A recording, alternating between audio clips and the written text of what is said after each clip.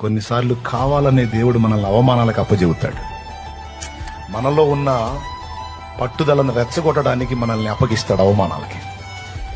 వాడు అవమానపరిచి, వీడు అవమానపరిచి, ఇంటి ముందుకు ఒకటి వచ్చి మాట్లాడి రకరకాల మాటలన్నీ మనల్ని తిననిస్తాడు.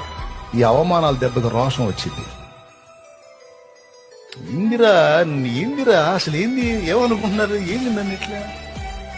అప్పుడు పరిగెత్తుతావు దేవుని పాదాల దగ్గరికి. ఏమైనా కానీ ప్రభా, నువ్వు నన్ను జ్ఞాపకం చేసుకోవాల్సిందే. నువ్వు పాదాలు పట్టుకొని గోజాడుకుంటావు.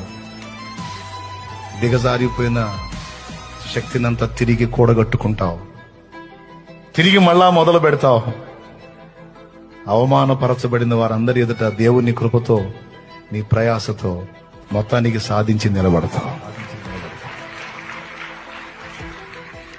ఎంతమంది ఒప్పుకుంటారు? మీరు చదువుకునేటప్పుడు మీకు ఎదురైన అవమానాలు